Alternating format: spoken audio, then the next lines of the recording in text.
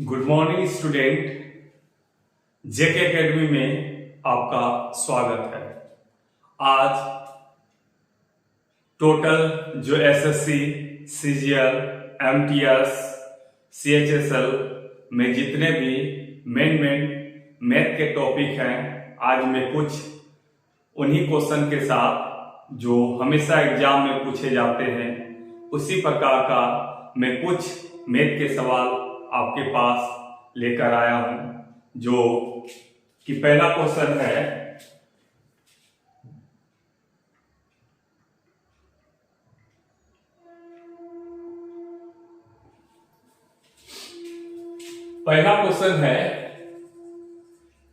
a minus B two a plus 4 a plus 3 a plus 5 a minus 3 और a plus 1 का माध्य और माध्यिका क्रमशः क्या होगा। तो आपसे मांग लिया है माध्य और माध्यिका मांग लिया है। चलिए, तो माध्य बराबर जो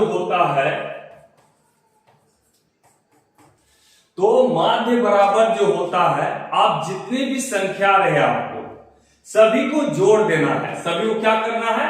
जोड़ देना है। यानी a minus 2 plus a plus 4 plus a plus 3 plus a plus 5 plus a minus 3 plus a plus 1, सभी को जोड़ देना है।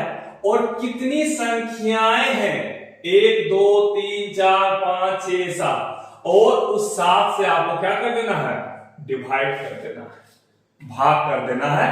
तो आपका जो है माध्य बोलिए चाहे औसत बोलिए, ये आपका निकल जाएगा। चलिए, तो हम सबको अब जोड़ते हैं। कितना ए है देख लीजिए, 1 2 3 4 5 6 7 है। कितना है? 7 है। अब देखिएगा कितना हो जाएगा, -2 और -3, यानी -5 हो गया आपका। -5 है और प्लस में कितना है?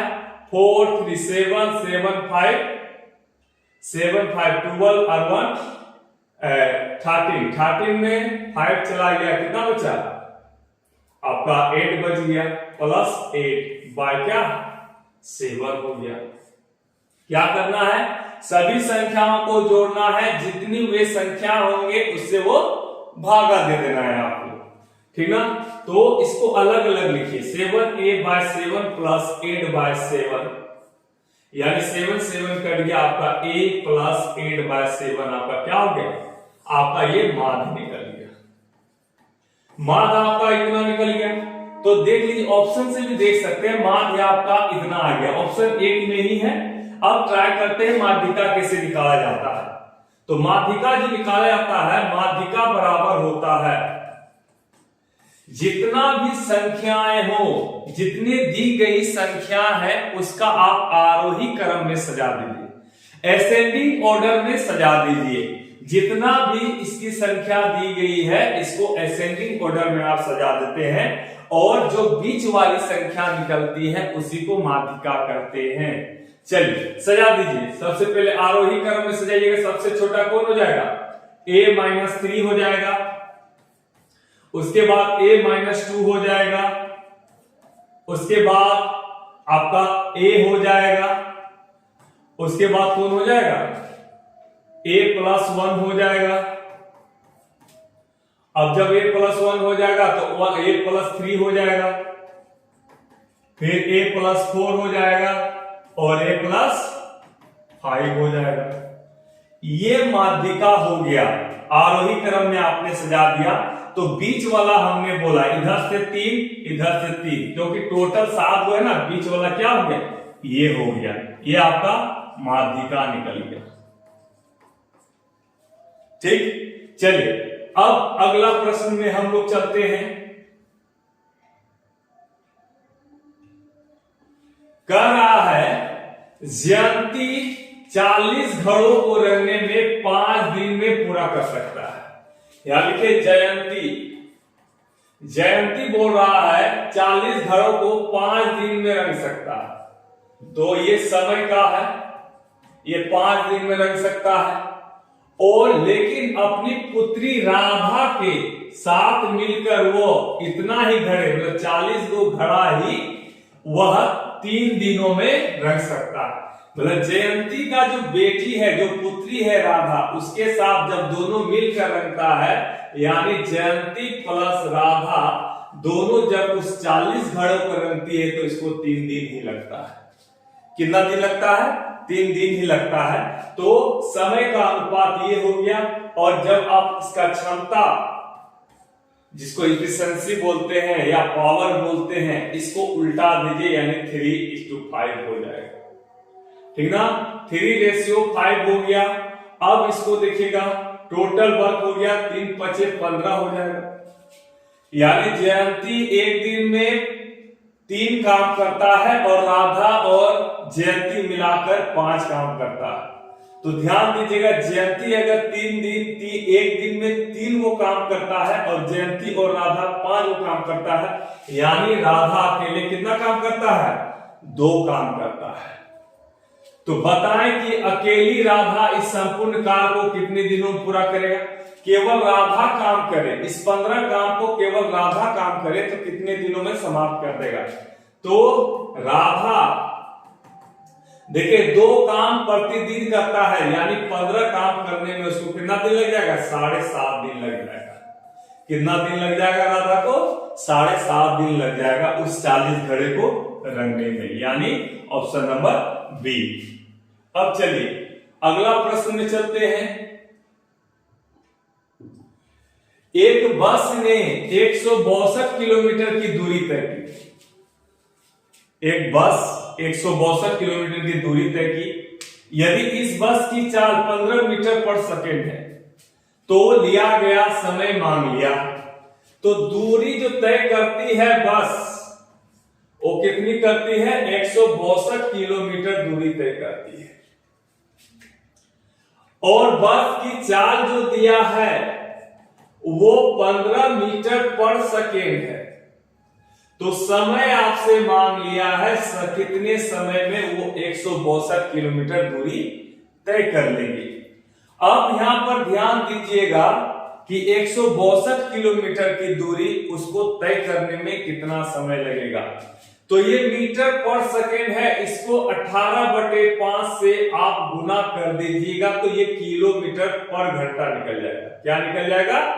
किलोमीटर पर घंटा। इसको 5 दिया 15, 18 दिया 54 किलोमीटर पर घंटा हो जाएगा। इसका स्पीड क्या हो गया?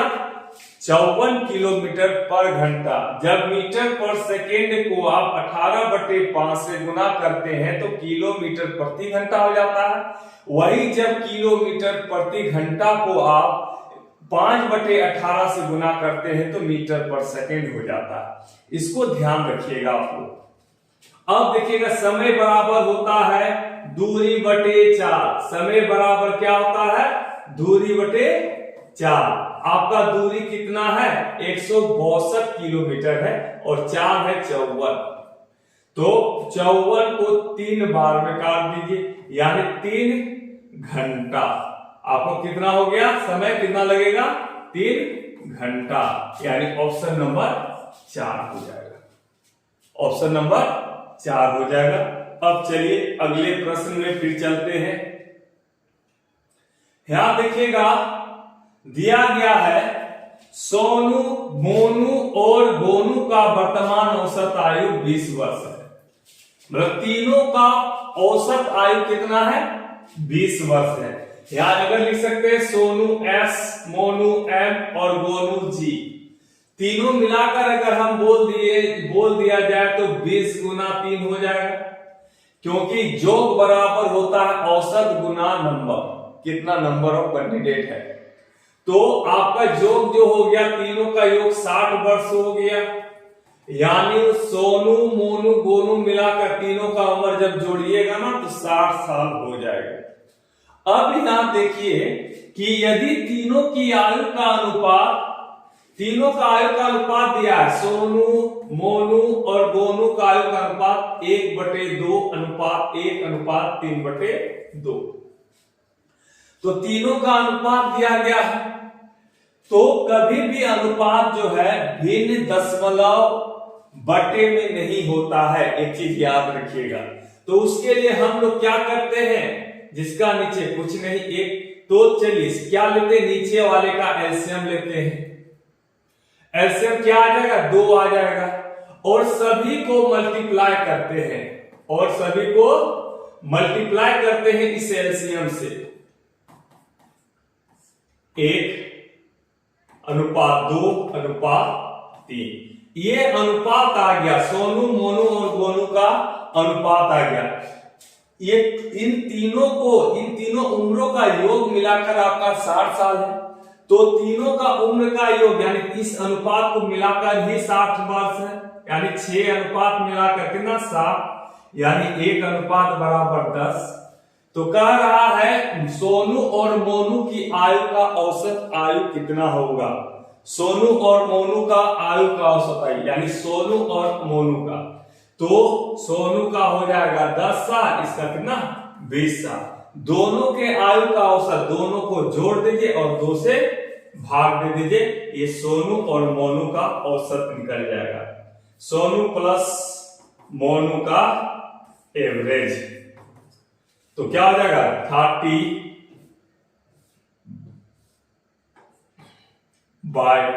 यानी आपका दोनों का औसत कितना हो गया 15 वर्ष, यानी सोनू और मोनू का औसत आयु 15 वर्ष।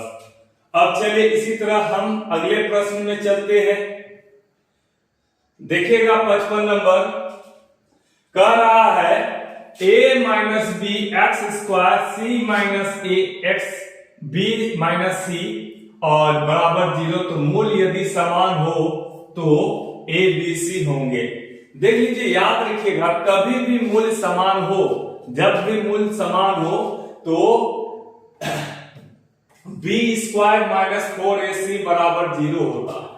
जब आप मूल्य निकालिएगा ना रूट, तो बी स्क्वायर माइनस 4ac बराबर 0 होता है और हमेशा एक बराबर डिस्टेंस के अनुसार बढ़ेगा। जब मूल्य 0 हो जाए तब क्या करना, सब समान होता है, बराबर में फ्लो करता है। जब बराबर में हो तो क्या चीज में हो जाता है, एपी में हो जाता है, अर्थमेटिक प्रोग्रेशन।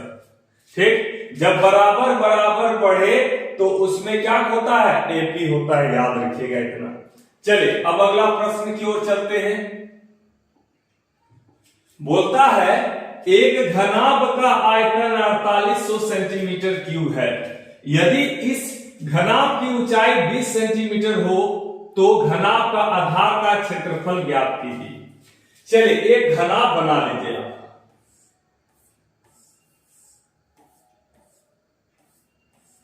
और ये L होता है, ये B होता है, ये H होता है। बोलता है घनाभ का आयतन L गुना B गुना H, LBOH होता है। घनाभ का आयतन कितना दिया है, 4800 दिया है। और कह रहा है इसकी ऊंचाई 20 सेंटीमीटर है, तो इसका आधार का क्षेत्रफल, तो आधार जो होता है, देख लीजिए ध्यान से, आधार जो होता है वो क्या होता है, L इंटू B होता है, लंबाई गुना चौड़ाई होता है। आधार जो होता है क्या होता है, लंबाई गुना चौड़ाई होता है, यानी L इंटू B होता है, L इंटू B होता है, यानी इतने के बराबर आपको निकालना है।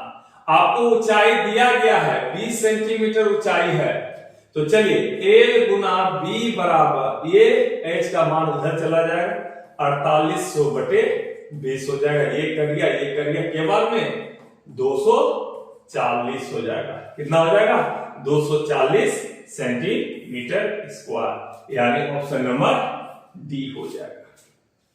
चलिए अब अगला प्रश्न में चलते हैं हम लोग। कह रहा है 2 अंकों की संख्या का मोसो और लोसो क्रमशः इतना इतना है, तब संख्याएं बताएं। चलिए इसको हम आपको 2 तरीका से बताएंगे। एक आप ऑप्शन को लेके ट्राई कर लीजिए, या तो आप बेसिक जो है उसको हम लोग बनाते हैं। तो बेसिक क्या है आपका, HCF बराबर 16, LCM बराबर 480। दो संख्याओं का एलसीएम और 900 दिया हुआ, तो आप जानते हैं, क्या जानते हैं, पहली संख्या गुना दूसरी संख्या बराबर एचसीएफ गुना एलसीएम होता है। और आप ये भी जानते हैं संख्याएं जो होती है, मान लीजिए पहला संख्या x है, दूसरी संख्या y है, तो संख्याएं जो होती है एचसीएफ की गुणज होती है, संख्याएं जो होती है एचसीएफ की गुणज होती है। जब संख्या एचसीएफ की गुणज होती है तो एचसीएफ कितना है 16, यानी 16x गुना 16y बराबर 16 इंटू 480। चलिए ये 16 कर दिया, ये 30 बार में कट गया, यानी x इंटू वाई बराबर 30 हो गया। यानी आपको संख्या को अगर गुना करते हैं तो 30 आता, ऐसा पेयर आप बनाइए। पहले क्या बनाना है, पेयर बनाना है। तो पहला पेयर हो जाएगा 1 और 30 हो जाएगा, दूसरा क्या हो जाएगा 2 और 15 हो जाएगा, तीसरा क्या हो जाएगा 6 और 5 हो जाएगा, और 10 और 3 भी हो जाएगा। इस तरह 4 पेयर आपका बन जाएगा। और पेयर बनेगा नहीं बनेगा। चलिए सब में मान बैठा देते हैं इसी में 16 16 48, ये दिया है ऑप्शन में, नहीं दिया है। अब देख 16 दूनी 32, 16 गुना 15 ये 240, ये ऑप्शन दिया नहीं दिया। 16 4 96, 16 पंचे 80 ये दिया है, हाँ ये दिया। 16 देगा 160, 16 दिया 48, यानी आपका ऑप्शन में क्या दिया है 80 और 96 दिया। आपको इस सब प्रोसेस से गुजरना होगा, ये आपको मैंने बेसिक बता दिया। क्या किया, एचसीएफ आपका 16 दिया है, एलसीएम आपका 48 दिया है। आप जानते हैं पहली संख्या गुना दूसरी संख्या बराबर एचसीएफ गुना एलसीएम। आप ये भी जानते हैं कि संख्या जो भी जितनी भी संख्या लीजिए, किसी भी संख्या दो संख्या का जो एचसीएफ दिया रहेगा, एचसीएफ हमेशा संख्या जो होती है एचसीएफ की गुणज होती ही है। तो संख्या जो एचसीएफ की गुणज, मान लीजिए पहली संख्या x और दूसरी संख्या y है, तो 16 इंटू 16x गुना 16y बराबर कितना, तो 16 कट गया, 16 3 जा 30 कट गया, यानी x y बराबर 30। इसका मैंने पेयर निकाल दिया। ये सब हो सकता है इसका एलसीएम और एचसीएफ, लेकिन ऑप्शन में आपको जाना है ना, ऑप्शन में आपका क्या दिया है 96 और 80 दिया, यानी ऑप्शन नंबर 4। अब ऑप्शन से भी उठाकर आप बना सकते हैं।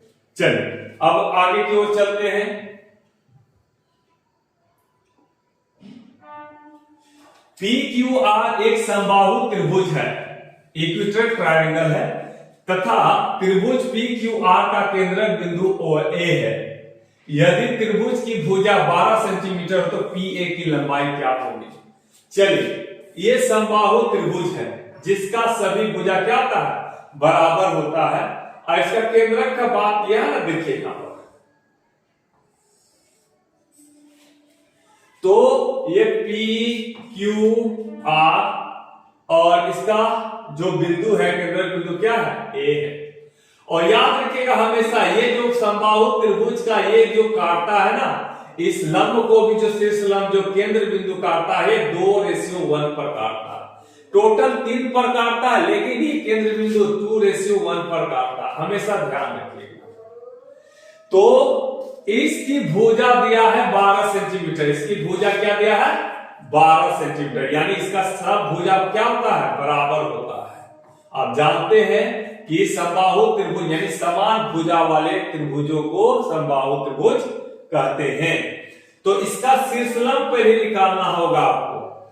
चलिए समबाहु त्रिभुज का शीर्षलंब बराबर होता है, शीर्षलंब बराबर होता है √3/2 गुना भुजा होता है, √3 गुना 2 गुना भुजा होता है, यानी √3/2 गुना भुजा कितना है 12, यानी 6 बार में कर गया 6√3।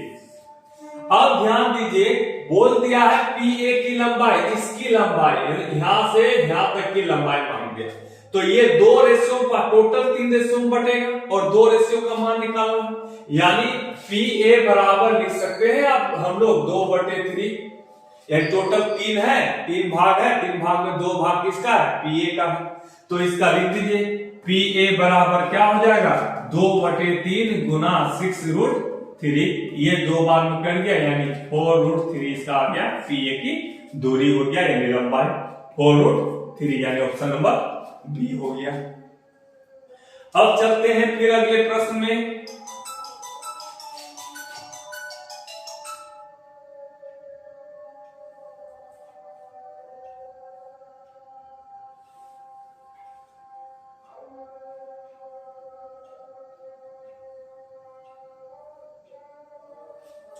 चलिए अब अगला प्रश्न देखिएगा, यहां देख लीजिए x बराबर दिया हुआ है आपको, तो चलिए निकालिएगा। तो सबसे पहले यहां ध्यान दीजिए कि कितने अंक पर है, 1 2 3 4 5 6 7 8 है। तो x का मान पूछा है 8 है, तो कितना बाहर निकल जाएगा आपका 4 बाहर आ जाएगा, 4 ये भी 4 1 2 3 8 मतलब ये पूरा कट जाएगा, ऊपर नीचे आपका कट गया। तो 12 25 किसका होता है इसका, तो 12 25 होता है आपका 35 का होता है, किसका होता है 35 का होता है, यानी ऑप्शन नंबर ए, ठीक ना। और किसी में 35 नहीं दिया गया इसलिए ऑप्शन नंबर आपका क्या मार दीजिएगा ए। तो 12 25 का होता है आपका जाकर 35 होता है, 35 का होता है रूट, और इसका कितना होता है 5329 का होता है 73, यानी आंसर क्या हो गया आपका 35/73 हो गया, ऑप्शन नंबर ए। डायरेक्ट आप ऑप्शन से देख के मार सकते थे। अब चलिए अगला प्रश्न,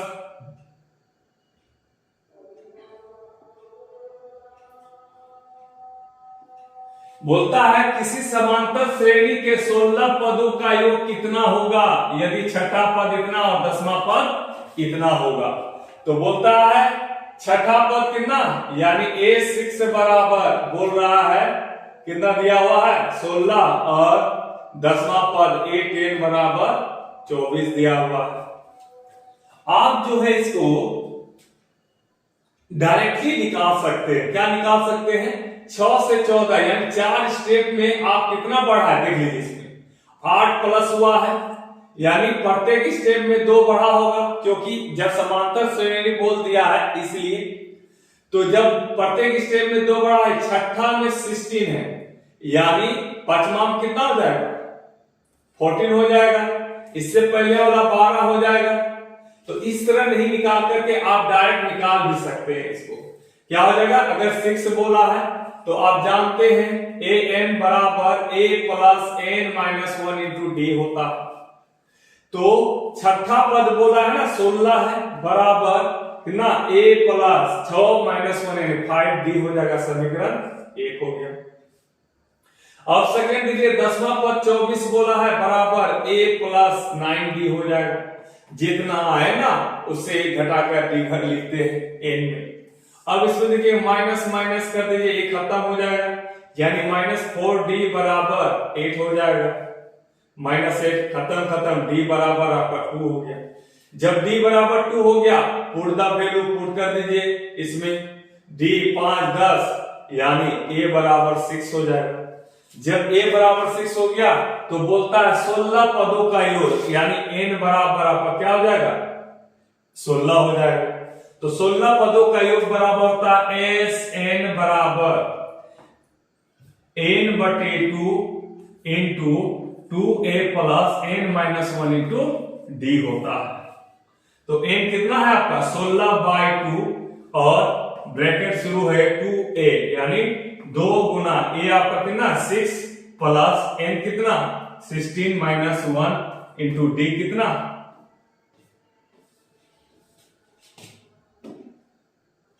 16 माइनस 1 इंटू डी कितना है आपका 2 है। तो चलिए ये 8 हो गया, यहां लिखिए 8 इंटू क्या हो जाएगा 6 दुना 12 जोड़ 15 दुना 30, यानी 8 इंटू 12 30 42 तो 8 दूना 16 और चौके 32 से 33 कितना आ गया, 336 आ गया आपका। इस तरह बनेगा आपका। बाकी जैसे आप लोग A6 मतलब छठा पद इतना हो गया, 10वां पद इतना हो गया, तो आपने निकाल लिया ये वाला। ठीक, चलते हैं अगले प्रश्न में।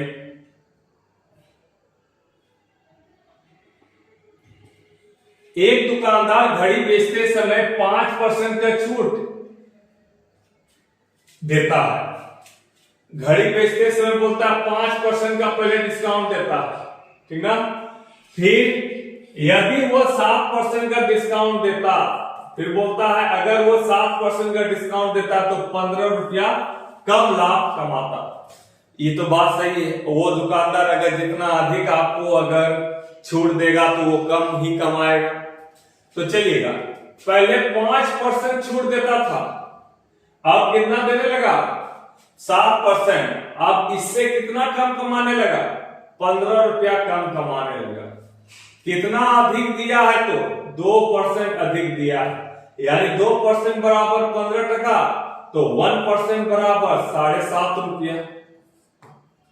तो हमेशा क्या होता है 100%, तो अंकित मूल्य क्या हो जाएगा 100% बराबर 7.5 गुना 100 कर दीजिए, यानी 750 रुपया आपका क्या होगा, अंकित मूल्य होगा, यानी ऑप्शन नंबर 3 हो जाएगा। ठीक, तो फिर से इसको दोहरा देते हैं। आपको कोई दुकानदार 5% डिस्काउंट देता है, फिर कह रहा है यदि वो 7% डिस्काउंट देता तो उसको 15 रुपया कम लाभ होता, यानी 2% के बराबर ना 15 रुपया, तो 2% बराबर 15 रुपया, तो 100% बराबर 750 रुपया। चलिए फिर दिया है अगला प्रश्न, देख लीजिएगा।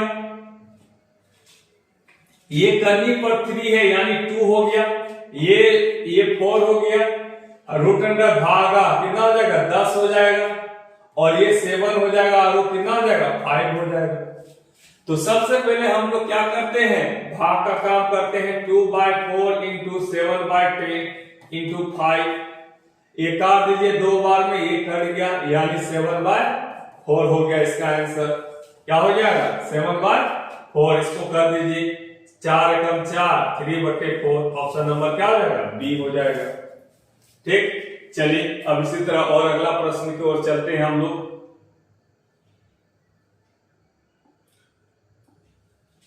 बोलता कौन एक पूर्णांक है, कौन एक पूर्णांक है। सब में देखिएगा यहां पर √2 प्लस √3 बाय √3 माइनस √2 प्लस 6, तो सब में एक ही चीज है। पहले हम इसको सोल्व कर लेते हैं, पहले हम इनको सोल्व करते हैं। √2 प्लस √3 बटे √3 माइनस √2, तो हम जानते हैं इसका प्रमेयकरण करेंगे तो इसका अपोजिट साइन ऊपर चल जाता, तो हम इसको थोड़ा सेट कर लेते हैं।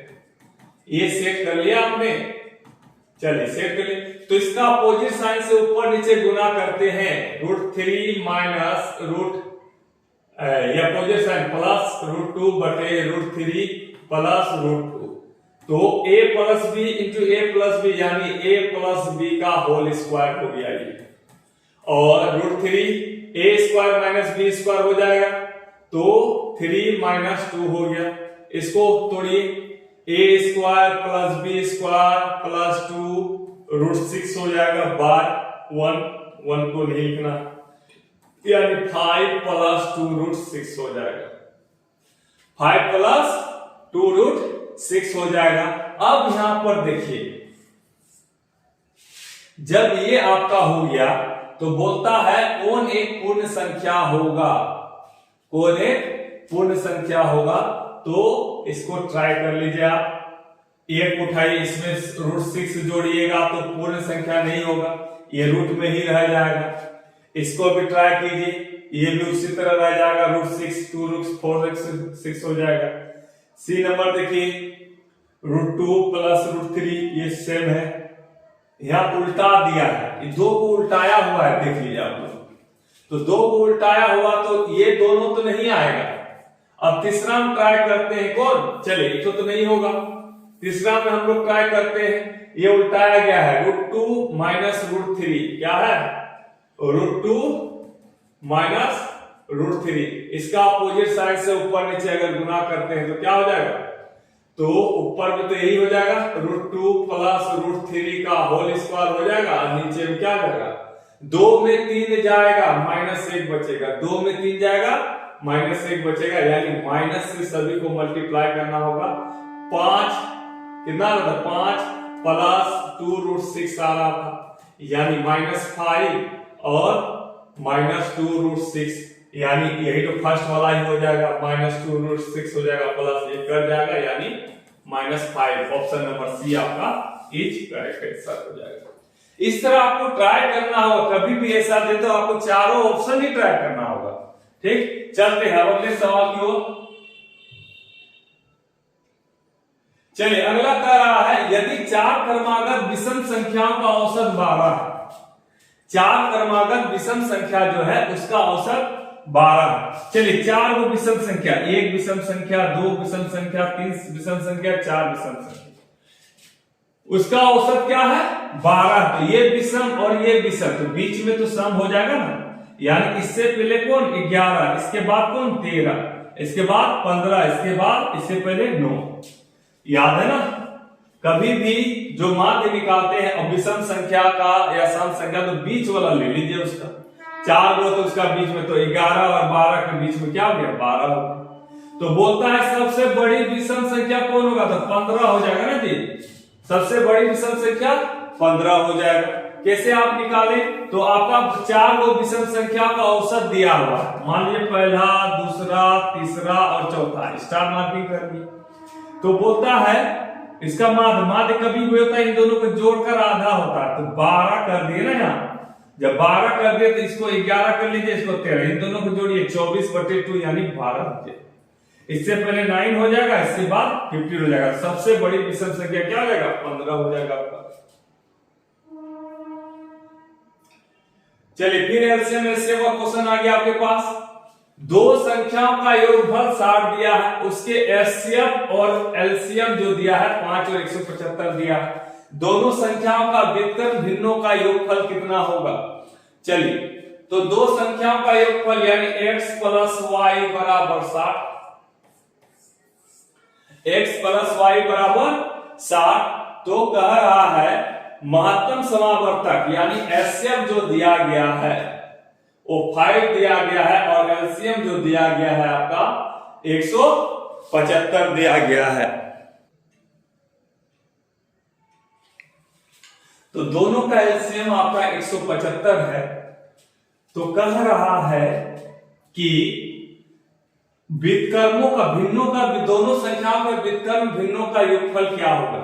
मान लीजिए पहला संख्या का भिन्न ये है, इसका व्युत्क्रम प्लस दूसरा संख्या 1/y, इसका व्युत्क्रमों का योग, पहला संख्या x, इसका व्युत्क्रम का बोला है, तो दोनों का एलसीएम xy और क्या जाएगा x प्लस y हो जाएगा। तो चलिए x प्लस y आपका 60 तो दिया हुआ है, लेकिन xy कैसे निकालेगा। आप जानते हैं दोनों का गुणनफल पहली संख्या गुना दूसरी संख्या बराबर एचसीएफ गुना एलसीएम होता है।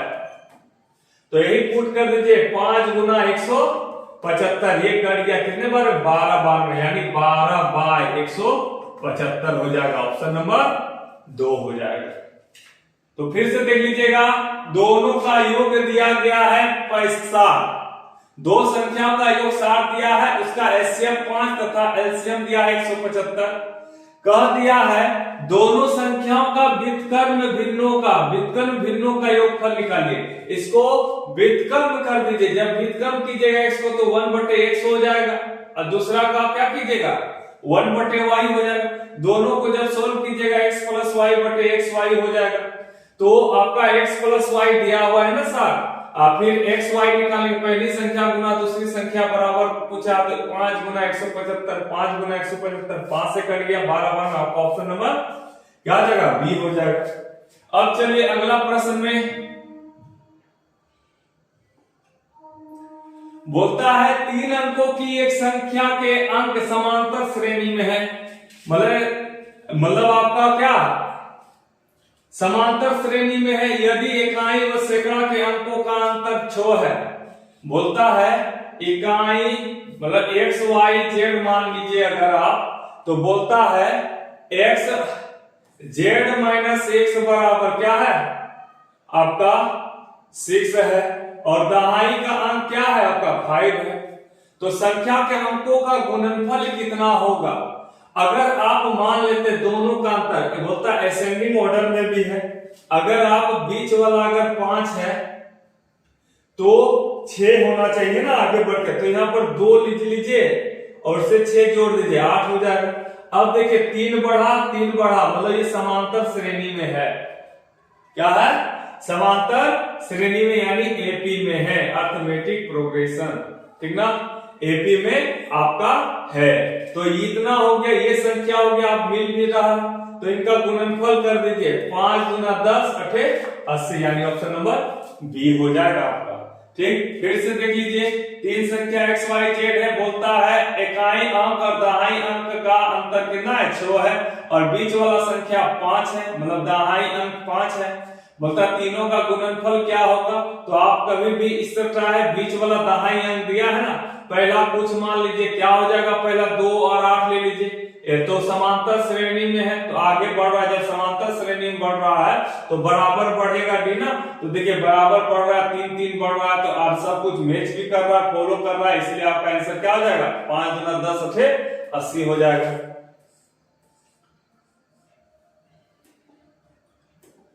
चलिए, 648 किलोमीटर यात्रा करने के लिए एक एक्सप्रेस ट्रेन राजधानी ट्रेन से 12 घंटा अधिक लेता है।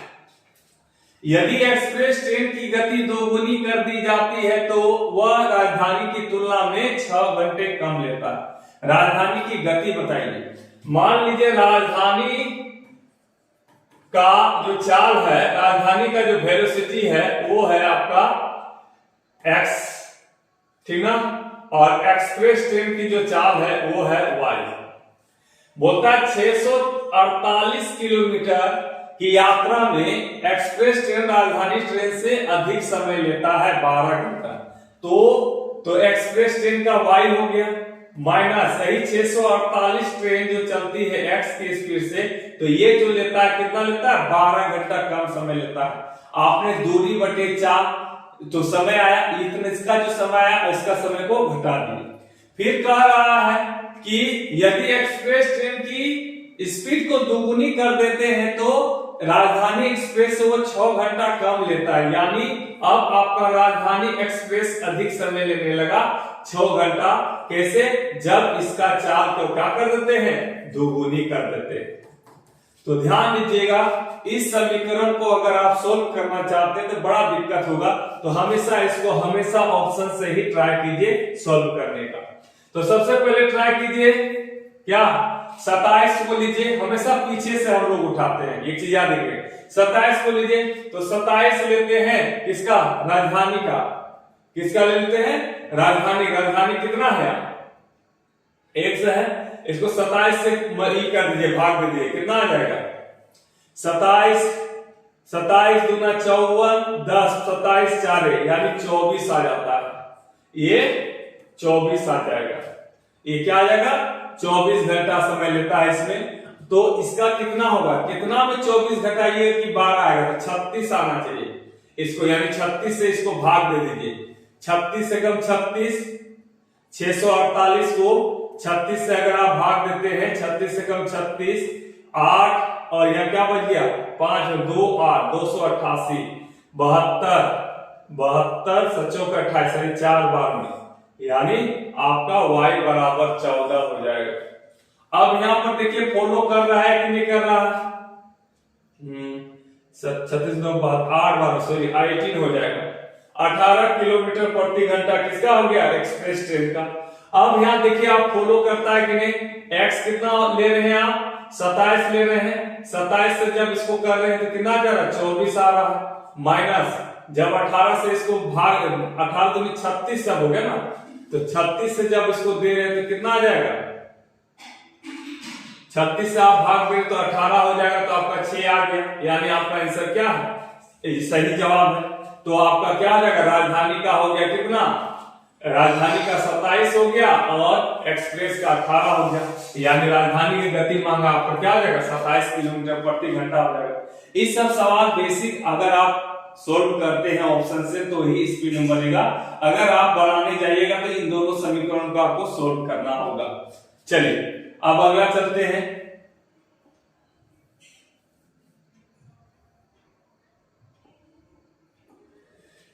कह रहा है 10 का पावर 1, 10 का पावर 2, 10 का पावर 3, 10 का पावर 4 और 10 इस तरह करके 10 का पावर 13 को 6 से विभाजित करने पर शेषफल क्या होगा। तो ध्यान दीजिएगा, अगर 6 से विभाजित करते हैं तो इसमें क्या आएगा 4 शेषफल बचेगा, इसमें भी क्या बचेगा 12 × 96, सब में 4 शेषफल बचेगा। जितना भी आइएगा यहां तक 4 शेषफल बचेगा ही, तो सब शेषफल को फिर जोड़ना है आपको। तो के वो है तो 3 को मिलाकर तो 12, फिर 6 से पूरा कर जाएगा, 3 को इस तरह करते करते चले जाएंगे 12 तक। 12 के बाद एक 13 बचता है, शेषफल क्या बच जाएगा 4 हो जाएगा, यानी 4 आंसर हो जाएगा। चलिए आप लोग थोड़ा सा ध्यान समझिएगा, ऐसा क्वेश्चन आ जाता है तो आप लोग हड़बड़ा जाते हैं। क्या करना है देखिएगा, 10 का पावर 1 है तो इसमें शेषफल आपको क्या बचेगा 4 बचेगा, इसमें भी कीजिएगा ना 6 से भाग दीजिएगा 4 ही शेषफल बचेगा, सब में 4 शेषफल बचेगा। इस तरह करके 10 का पावर 12 तक देखिए 10 का पावर 12 तक यहाँ पर है, 10 का पावर तक पूरा कट जाएगा आपका। 3 को देखिएगा यहाँ पर है ना, 3 को 4 से 12, फिर 6 से कट जाएगा, फिर 3 को आएगा वो भी कट जाएगा। इस तरह करते करते 10 का पावर 12 तक ये पूरी तरह से कट जाएगा, और 10 का पावर 13 से जब आप भाग दीजिएगा तो आपको यहाँ पर क्या शेषफल बचेगा, फिर यहाँ 4 शेषफल बचेगा। जब उसमें 4 शेषफल बचेगा तो आंसर आपका क्या हो जाएगा 4 ही हो जाएगा।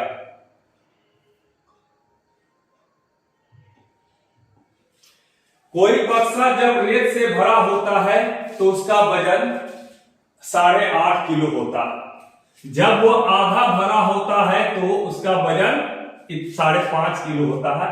खाली बक्से का वजन कितना होगा।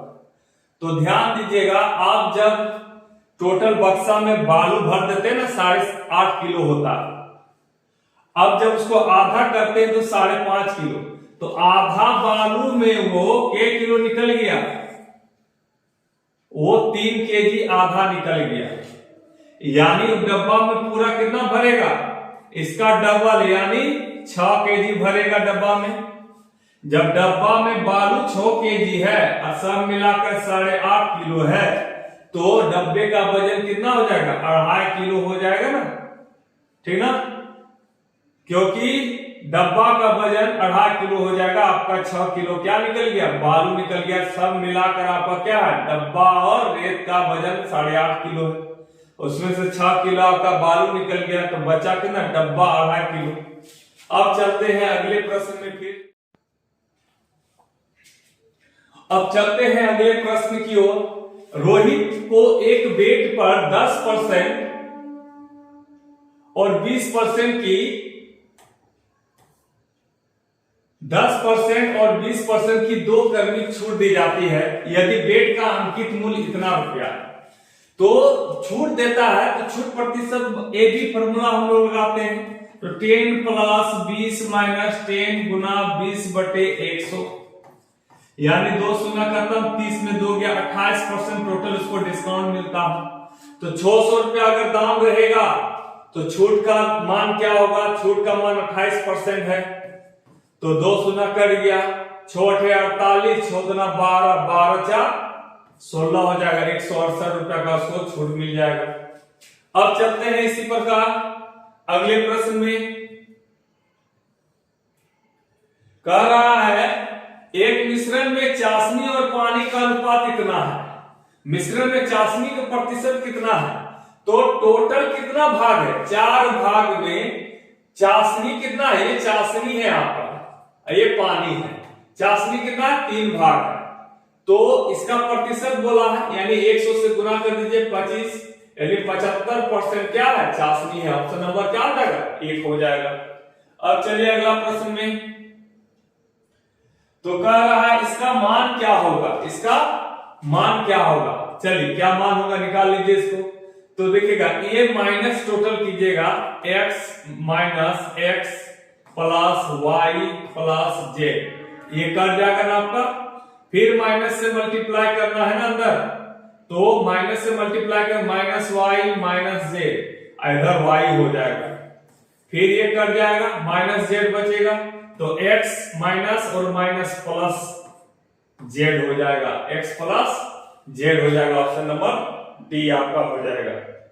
अब चलिए अगले प्रश्न में देखिएगा, अलजेब्रिक क्वेश्चन पूछ दिया आपका कि 2x प्लस 1/5 है, 3x बराबर 5 है। तो चलिए 2x प्लस 1/3x बराबर 5 कह दिया, तो इसको लिख सकते हैं आप, ये यहां चला जाएगा 6x स्क्वायर प्लस 1 बराबर 5 या 15x लिख सकते हैं। जब इतना लिख सकते हैं तो यहां पर देखिएगा 5x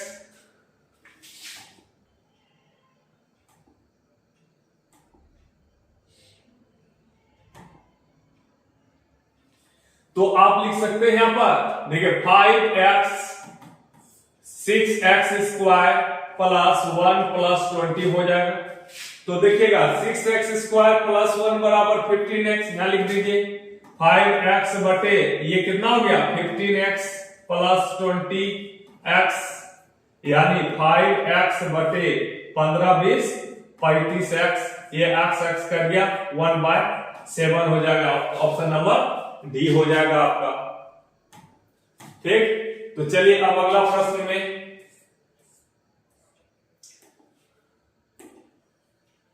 तो देखिएगा विनय तथा महेश एक दूसरे को 250 मीटर दूर पर है। विनय है यहां पर और महेश है यहां पर, दोनों का जो डिस्टेंस है वो कितना है 250 मीटर की दूरी पर है। वे क्रमशः इतना किलोमीटर तथा इतना किलोमीटर की चाल से एक दूसरे की ओर आ रहा है, ये इधर जा रहा है, ये इधर जा रहा है। तो V1 बराबर 36 किलोमीटर प्रति घंटा और V2 बराबर 54 किलोमीटर प्रति घंटा की चाल से एक दूसरे की ओर आ रहा है। वे एक दूसरे से कितने समय बाद मिलेंगे, ये पूछ रहा है एक दूसरे से कितने समय बाद मिलेंगे। तो समय बराबर, तो एक चीज यहां पर देख लीजिएगा, कभी भी एक दूसरे के विपरीत दिशा में जाता है ना, हमेशा इसका वेलोसिटी क्या होगा जुटेगा, वेलोसिटी क्या होगा जुटेगा। और एक ही दिशा में अगर आप जाइएगा तो वेलोसिटी का घटेगा, ठीक ना। सापेक्ष चाल इसका क्या हो जाएगा, रिलेटिव वेलोसिटी हो जाएगा 54 प्लस 36 यानी 090 किलोमीटर प्रति घंटा।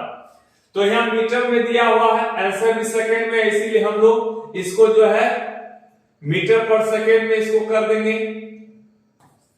तो 90 गुना 5/18, 18 पंचे 90 यानी 25 मीटर पर सेकंड के हिसाब से ये चलता है। तो 250 मीटर की दूरी तय करना है 25 मीटर पर सेकंड के अनुसार से, तो कितना सेकंड लगेगा, तो 10 सेकंड लगेगा। कितना सेकंड लग जाएगा, 10 सेकंड लग जाएगा। बस आज आपके लिए इतना ही है, और वीडियो अगर पसंद आ रहा हो तो जरूर लाइक शेयर और सब्सक्राइब जरूर कीजिएगा, और जिससे कि आपको सारा अप टू डेट वीडियो मिलते रहे। ठीक, धन्यवाद। अब अगले वीडियो के साथ अगले दिन हम लोग मिलेंगे। Thank you.